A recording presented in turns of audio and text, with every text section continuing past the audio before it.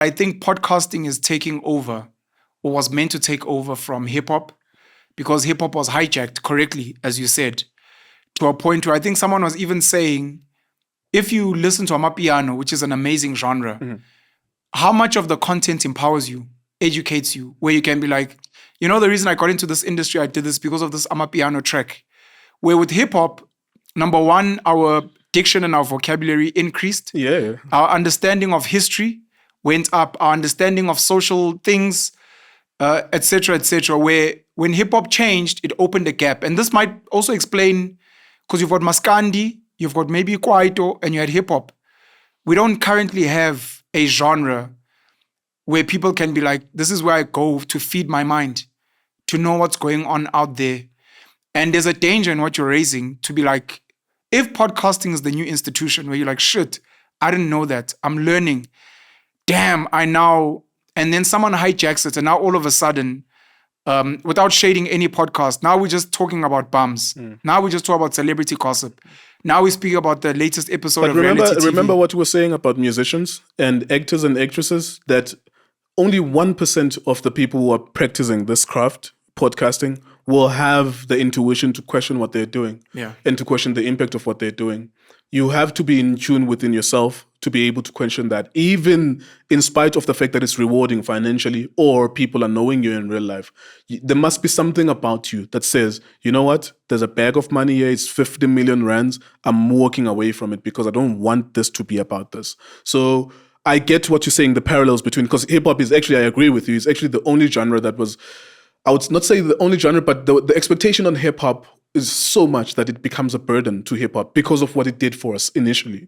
Because I remember in 2012, Questlove from The Roots, is a drummer. He wrote a series of essays where he said how hip hop failed America.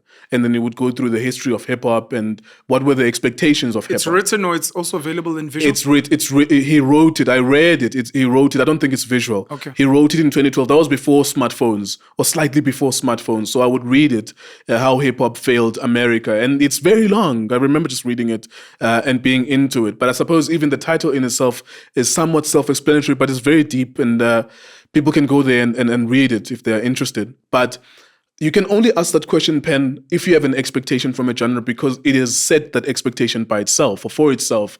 So there's, to some degree, a level of unfairness in terms of the expectation for hip-hop.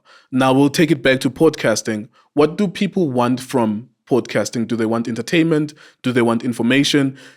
Let alone the fact that the practitioner of the podcast, someone who does relationships and someone who does music, it's up to them to decide or interrogate the relationship that they have with their audience. So, for example, if you think about the mukbangs, I don't know if I'm pronouncing it right. So there's this genre of people eating food whilst they're being filmed. It's called mukbangs. Okay. It's very popular on YouTube. People literally, it's MUKBANG, mukbang, something like that, where people... So a 70 kg Penwell, who's 21 years old, is incentivized to constantly be in front of the camera, eating a lot of food. And when you see the progression over a 5-year period, you realize that Penwell is not only, is no longer 21, he's 25, and he's not 70 kgs anymore, he's 125 kgs. Yeah, I can see and it is on the verge of dying.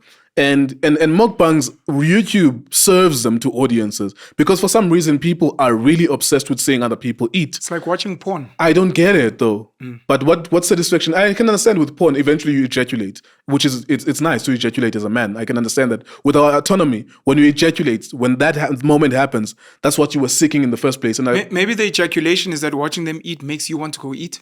And that eating also is but a you form were of always ejaculation. going to eat. No, I don't know. I have no idea. I get it. I'm just speculating. But the point of conversation we are talking about, we're working it out. We don't know the answers. There's poverty porn, which people enjoy consuming because it makes them cry and feel some type of way. Yeah, maybe there's a link there as well. So that's why I just immediately went to food. And I watched this person eating, like, geez, now I want a pizza. Yeah, And but then the person is incentivized by his audience to constantly shoot videos once a day, eating a lot of food. Because it's not like just eating a salad. It's a lot of food. Overindulgence, yeah. Yeah, and then over a 5-year period, someone has problems, heart problems, kidney problems, and then they die. So you have to be very careful as a person who's doing podcasting or even music, whatever you do, that the audience does not incentivize you for self-destruction, because you're not going to enjoy that money when you are dead.